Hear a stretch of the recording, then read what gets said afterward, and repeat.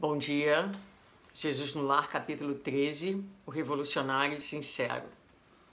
No curso das elucidações domésticas, Judas conversava entusiástico sobre as anomalias na governança do povo e exaltado dizia das probabilidades de revolução em Jerusalém, quando o Senhor comentou muito calmo.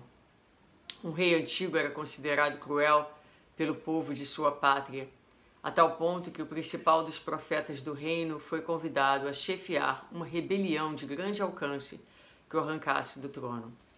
O profeta não acreditou de início nas denúncias populares, mas a multidão insistia. O rei era duro de coração, era mau senhor, perseguia, usurpava e flagelava os vassalos em todas as direções, clamava-se desabridamente. Foi assim que o condutor de boa-fé se inflamou igualmente, aceitou a ideia de uma revolução por único remédio natural e por isso articulou em silêncio com algumas centenas de companheiros dedicados e corajosos. Na véspera do cometimento, contudo, como possuía segura confiança em Deus, subiu ao topo de um monte e rogou a assistência divina com tamanho fervor que um anjo das alturas lhe foi enviado para confabulação de espírito a espírito. À frente do emissário sublime, o profeta acusou o soberano, asseverando quanto sabia de oitiva e suplicando aprovação celeste ao plano de revolta renovadora. O mensageiro anotou-lhe a sinceridade, escutou-o com paciência e esclareceu. Em nome do Supremo Senhor, o projeto ficará aprovado com uma condição. Conviverás com o rei durante 100 dias consecutivos em seu próprio palácio, na posição de servo humilde e fiel, e findo esse tempo, se a tua consciência perseverar no mesmo propósito, então lhe destruirá o trono com o nosso apoio. O chefe honesto aceitou a proposta e cumpriu a determinação. Simples e sincero, dirigiu-se à casa real, onde sempre havia acesso aos trabalhos de limpeza, e situou-se na função de apagado servidor. No entanto, tão logo se colocou a serviço do monarca, reparou que ele nunca dispunha de tempo para as menores obrigações alusivas ao gosto de viver. Levantava-se rodeado de conselheiros e ministros impertinentes. Era atormentado por centenas de reclamações de hora em hora. Na qualidade de pai, era privado da ternura dos filhos. Na condição de esposo, vivia distante da companheira. Além disso, era obrigado frequentemente a perder o equilíbrio da saúde física, em vista de banquetes e cerimônias excessivamente repetidos, nos quais era compelido a ouvir toda sorte de mentiras da boca de súditos bajuladores e ingratos. Nunca dormia, nem se alimentava em horas certas, e onde estivesse, era constrangido a vigiar as próprias palavras, sendo vedada ao seu espírito qualquer expressão mais demorada de vida que não fosse o artifício a sufocar-lhe o coração. O orientador da massa popular reconheceu que o imperante mais se assemelhava a um escravo, duramente condenado a serviço e repouso, em plena solidão espiritual, porquanto o rei não gozava nem mesmo a facilidade de cultivar a comunhão com Deus por intermédio da prece comum. Findo o prazo estabelecido, o profeta, radicalmente transformado, regressou ao monte para atender ao compromisso assumido e, notando que o anjo lhe aparecia no curso das orações, implorou-lhe misericórdia para o rei, de quem ele agora se compadecia sinceramente. Em seguida, congregou o povo e notificou a todos os companheiros de ideal que o soberano era, talvez, o homem mais torturado em todo o reino, e que, ao invés da suspirada insubmissão, competia-lhe a cada um maior entendimento e mais trabalho construtivo no lugar que lhes era próprio dentro do país, a fim de que o monarca de si mesmo, tão escravizado e tão desditoso, pudesse cumprir sem desastres a elevada missão de que fora investido. E assim, a rebeldia foi convertida em compreensão e serviço.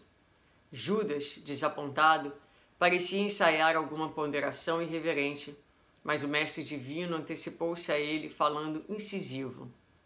A revolução é sempre o engano trágico daqueles que desejam arrebatar a outrem o cetro do governo. Quando cada servidor entende o dever que lhe cabe no plano da vida, não há disposição para indisciplina, nem tempo para insubmissão. Muito bem, a lição de hoje então nos fala, o título, voltando lá ao início, revolucionário sincero. Então alguém que queria fazer uma modificação de sistema, não é? Com sinceridade de propósitos, era um homem de bem, era um homem conectado com Deus, digamos assim. Mas o que o Cristo sugere é que ele passe 100 dias com aquele a quem ele gostaria de retirar do poder. E ele vai então perceber a fragilidade, as demandas, ele vai conhecer aquele homem de mais perto, as suas lutas, o seu dia a dia, do qual ele, em primeiro momento, não tinha acesso. Essa ideia é uma ideia muito forte e muito importante, porque muitas vezes nós também gostaríamos e atacamos e julgamos e apedrejamos com pensamentos aqueles que nós observamos e julgamos não estarem agindo corretamente dentro da nossa perspectiva, dentro de uma posição de autoridade e de desconhecimento da situação das criaturas. Era isso que Jesus tinha e que nós não temos, que dava a ele a autoridade de julgar, ao qual ele abriu mão, porque ele não julgava. Eu também não te condeno, vá e não peques mais. Mas ele, diferente de nós, quando conversava com as pessoas, e até por isso ele não julgava, ele conhecia o que ele via, os comportamentos externo, e conhecia também a trajetória, conhecia a vida, conhecia os passos, as circunstâncias que levavam aquela pessoa a agir daquela maneira e muitas vezes as circunstâncias infelizes onde ela vivia. Nós todos na Terra passamos por imensas dificuldades, imensas lutas e estamos cada um fazendo o nosso melhor. Isso não significa dizer que nós não vamos fazer ou trazer ideias renovadas, sermos ativos no campo da renovação do nosso planeta, produzindo, educando, colocando, falando de forma pacífica sobre aquilo que nós acreditamos ser o melhor. É importante que haja essa troca saudável de ideias, de diversidade, porque é da diversidade onde há a possibilidade do progresso. No entanto, a lição nos fala de insubordinação, como aqui Jesus coloca no último parágrafo, não é?